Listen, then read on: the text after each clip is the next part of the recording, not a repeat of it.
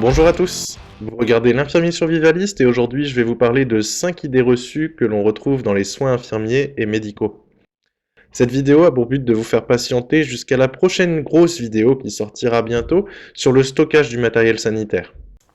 Je voudrais commencer par remercier tous ceux qui se sont abonnés à la chaîne, c'est très sympa à vous, j'espère que le contenu va vous plaire, et si vous voulez, vous pouvez me laisser un commentaire pour me suggérer des idées pour les prochaines vidéos. Mais tout de suite, je vous propose de commencer ce top 5 avec le numéro 5 qui est l'appendicite. Alors ça, je l'ai appris il y a pas longtemps car c'est vraiment une idée reçue qui est très présente dans notre imaginaire collectif. Douleur abdominale côté droit qui ne cède pas spontanément avec de la fièvre et des nausées, allez hop, appendicite, qu'on l'envoie au bloc. Mais en fait, c'est pas obligatoire.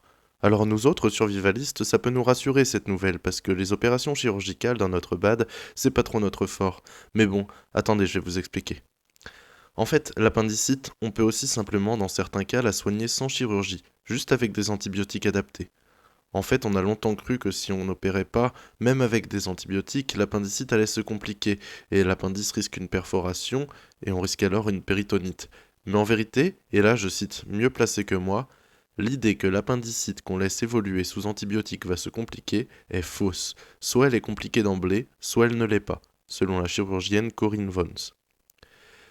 En résumé, si vous souffrez d'une appendicite et que le contexte vous empêche de voir un médecin, ce qui doit être votre priorité quoi qu'il arrive, si vous avez les bons antibiotiques, vous êtes peut-être pas foutu. Il vous reste une probabilité de plus de 50% de survivre, et ça fait plaisir. L'allergie à l'iode. On connaît tous quelqu'un, et c'est peut-être même vous, qui êtes allergique à l'iode. Eh bah, non en fait. On ne connaît personne d'allergique à l'iode, et je peux affirmer avec une certitude de 100% que vous, qui regardez la vidéo, ou ce proche auquel vous avez pensé, n'êtes pas allergique à l'iode. Pourquoi? Parce que c'est une allergie qui n'existe tout simplement pas. En fait, il y a 3 types d'allergies que l'on nomme par erreur allergie à l'iode. L'allergie aux produits de contraste iodés, l'allergie aux fruits de mer et l'allergie à la bétadine. L'iode, c'est un oligo-élément et un atome qui est absolument essentiel au corps humain, et tous autant que nous sommes en avons dans notre corps. Si on n'en a pas assez, on développe des problèmes, notamment liés à la thyroïde. En clair, on ne peut pas être allergique à l'iode, comme on ne peut pas être allergique au dioxygène, au fer ou au calcium. On peut cependant faire une allergie à certaines protéines des fruits de mer, à certaines molécules des produits de contraste iodés. Dans le cas de la bétadine, c'est la povidone qui est en cause, et non pas l'iode. Là, je suis sûr que vous avez appris quelque chose, que peut-être même votre médecin traitant ne sait pas. Cette croyance est encore très répandue et pose des problèmes de prise en charge, donc si vous étiez jusqu'à il y a 5 minutes allergique à l'iode, vous voilà guéri. Les gants stériles. Une erreur qui est en fait plus une méconnaissance qu'autre chose, c'est les gants dans le milieu médical. À quoi servent les gants que mettent les infirmiers, les médecins et autres professionnels lors des soins? Eh bien, contrairement à ce qu'on pourrait croire, ils ne servent pas à toucher les plaies et autres zones du corps sans les salir. Si c'était ça, j'ai simplement besoin de me laver les mains correctement avant et après un soin, ce que je fais. Non, les gants, ça remplit d'autres fonctions. En fait, ça sert principalement à ne pas mettre en contact direct la peau du soignant avec les liquides biologiques comme le sang, etc. du patient. Si j'ai des lésions, même infimes sur les mains, je risque de me contaminer avec le sang de mon patient. En fait, les gants remplissent bien une fonction d'hygiène, mais pas dans le sens que l'on entend généralement. C'est-à-dire, ce n'est pas pour éviter que les germes aillent du soignant vers le patient, mais plutôt l'inverse. Ce que je dis là est vrai pour les gants classiques, qui se présentent le plus souvent en boîte de 50 et qu'on voit le plus souvent. Parfois, cependant, l'objectif du port de gants est bien de ne pas apporter de germes au patient, et on porte alors des gants stériles. Les gants stériles, ça se présente dans un sachet hermétique et ils sont effectivement stériles tant qu'ils sont dans leur emballage. Ce sont des gants que l'on utilisera dans des conditions très spécifiques pour des soins particuliers comme la pose d'une aiguille de Huber sur un patient ou la réfection de pansements particuliers, ou même en chirurgie par exemple. Les autres gants que l'on voit donc tous les jours ne sont pas stériles, ils sont seulement propres.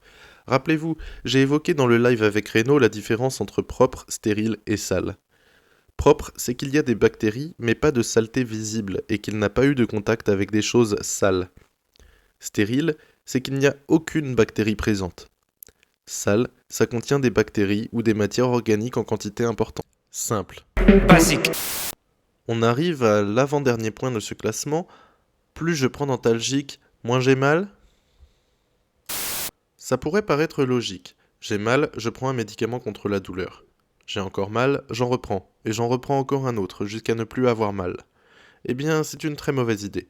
Chaque médicament a en fait une posologie bien définie pour des raisons précises. Des tests ont été faits pour chaque médicament afin de savoir quelle concentration dans le sang permet de soulager la douleur. Et c'est parfois très précis. On parle de marge thérapeutique.